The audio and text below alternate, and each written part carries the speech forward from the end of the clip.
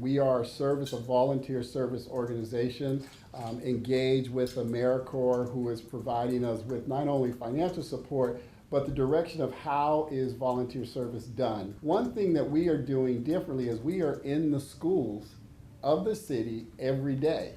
And we can now begin to impact the literacy and the support of these off-track students. In Philadelphia, there are 255 Corps members, and we're impacting 13,000 students in 20 Philadelphia schools. We want to be able to touch this young person from grade 3 through grade 9. We look at students that have less than 90% average daily attendance. We look at students that have a suspension, and then we look at students that have D's or F's in literacy or math.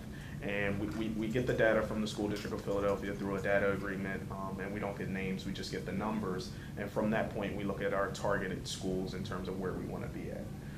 As you guys have noted, 255 is not nearly enough for us to reach the schools that probably need us or could utilize the services.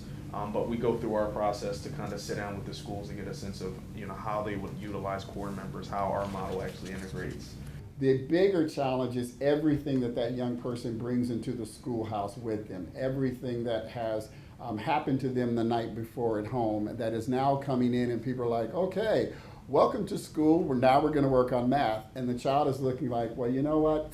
I've had all of 3 hours of sleep because of whatever's happened in my community, in my home last night, that I'm now being faced and having to contend with in today's environment. Our point of difference in the marketplace is we have this near-peer mentorship that occurs. So Corps members are trained before they go into the school for 3 weeks straight before they even step into school, and then every other Friday they have training as well. And we look at surveys that are administered to teachers and principals anonymously that really look at just the quality of service as a whole.